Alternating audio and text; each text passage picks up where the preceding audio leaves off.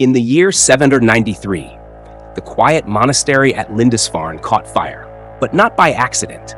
A band of sea-born raiders, later known as Vikings, had arrived. They saw the monastery, wealthy and poorly defended, as an easy target. And to be fair, it was. This raid is widely considered the beginning of the Viking Age, a period of European history marked by a surge in Viking activity, raiding, trading, and settlement across the continent. But who were the Vikings? They hailed from Scandinavia, what we now call Denmark, Norway, and Sweden. But it's important to note, they weren't a single unified people. They had different customs, beliefs, and weren't shy about raiding each other when it suited them. While Viking has become synonymous with raider, not all Vikings were warriors. Many were farmers, fishers, and traders. In fact, most stayed at home. Farming conditions varied. Southern Denmark and coastal areas of Sweden and Norway were fertile, but in the north, harsh terrain made agriculture nearly impossible. This difficult geography also made centralized rule tricky. Kings ruled with a light touch, since commanding someone over a mountain or deep forest wasn't exactly practical. Power was maintained largely through force and reward, often in the form of loot. Scandinavia during the 9th century is murky, with little in the way of written records. Much of what we know is a blend of fact and legend. As a quick note on names, we'll use Danish, Swedish, and Norwegian for convenience. Though national borders didn't yet exist, people simply lived wherever the land allowed. In the 9th century, Norway, named after the coastal route, the Northern Way, was a patchwork of petty kingdoms. That is, until King Harald Fairhair emerged around 8872. Over several decades, he consolidated power, eventually defeating rival kings at the Battle of Hafrsfjord and proclaiming himself the first king of Norway. Or so the story goes. Denmark, at the same time, was also divided. The name Denmark wouldn't even be used until around 930. Yet Frankish records mention powerful rulers among the Danes, known for being fearsome fighters. In Sweden, things are even less clear. The Svear people lived primarily in the region around Lake Mälaren, and while archaeological evidence shows contact with neighbors across the Baltic, written records are nearly non-existent. Like their neighbors, the Swedes were divided into smaller kingdoms and had cultural ties with the Sami of the north. Despite the lack of detailed information about Scandinavia itself, Vikings made their presence known elsewhere.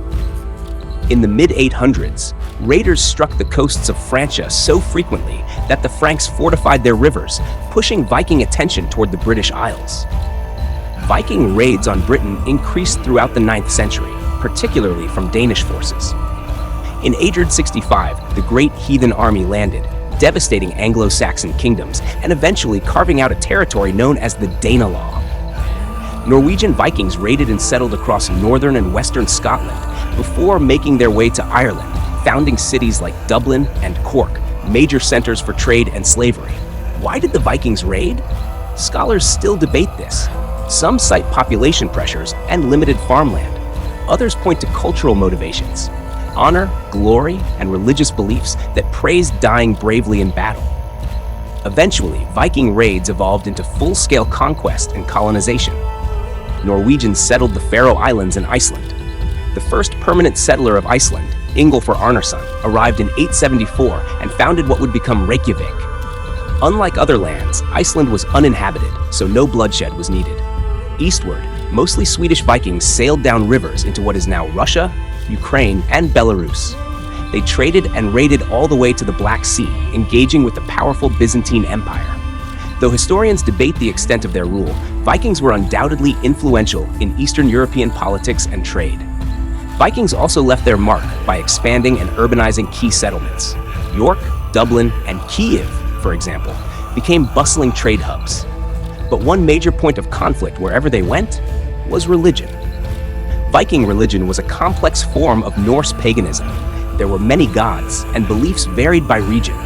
Central to their worldview was fate, determined by the Norns. If death in battle was your destiny, it was better to face it head-on than avoid it. Christian missionaries had been trying to convert Scandinavians for centuries. Some Vikings adopted Christianity sincerely. Others treated baptism as a convenient political move, especially when it came with gifts. Take Rollo, for instance. After raiding parts of Francia, he was granted land in 911, what became Normandy, on the condition that he protect it from future Viking raids and be baptized. Many Vikings saw conversion as a tool rather than a conviction. Meanwhile, back in Norway, Harald Fairhair died around 930. His kingdom fragmented, and his son, Eric Bloodaxe, took over, only to be deposed by his brother, Hakon the Good.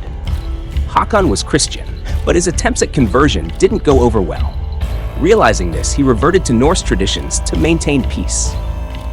In Denmark, Gorm the Old ruled until 958, succeeded by his son Harald Bluetooth. Harald is remembered for uniting Denmark and converting it to Christianity. After losing a conflict with the Holy Roman Emperor Otto I, he agreed to be baptized.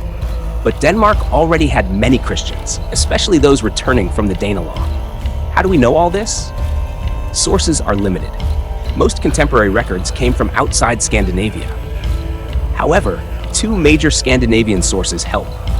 The Jellingstones, erected by Harald Bluetooth, commemorate the unification and Christianization of Denmark. The Icelandic sagas, written centuries later, offer rich stories, though often mythologized. Harald Bluetooth's reign saw him intervene in Norway, deposing Hakon and installing his nephew, Harald Greycloak. But Greycloak achieved little before his death in 971. Harald Bluetooth then declared himself King of Norway. That was his peak. In 986, he was deposed by his son, Svein Forkbeard. What Svein did next is unclear. He may have raided England and Scotland, or been exiled. Norway, meanwhile, fell to Olaf Tryggvason, who pushed Christianity aggressively. Around the same time, Swedish King Olaf Skotkonung did the same in his realm. But Sweden's borders and politics at this time are a mystery. Back in Iceland, Eric the Red, banished for manslaughter, discovered Greenland in the late 10th century. His son, Leif Erikson, would reach North America around the year 1000, centuries before Columbus. These settlements didn't last, but the feat is still remarkable. Eventually, Svein Forkbeard returned to Denmark. After Olaf Tryggvason's death in 1000, Svein reclaimed Norway. By 1013, he invaded and seized England, founding the short-lived North Sea Empire. He died the next year. His son, Knut the Great, ruled England by 1016, later uniting England, Denmark, and Norway under one crown.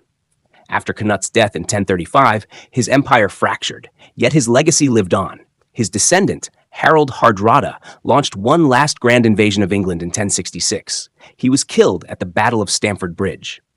His death marks the traditional end of the Viking Age. Why? Because by then, the Viking homelands were part of Christendom. The rules had changed. You couldn't raid your fellow Christians with impunity. Scandinavian kings now had to play by the same rules as everyone else. Of course, raiding didn't vanish entirely, but the era of wide-scale Viking expansion was over. The Viking Age left a massive legacy.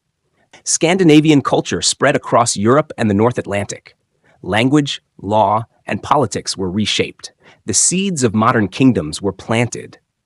And although Harald Hardrada failed to take England, it was William the Conqueror, a descendant of Viking leader Rollo, who would do so that same year.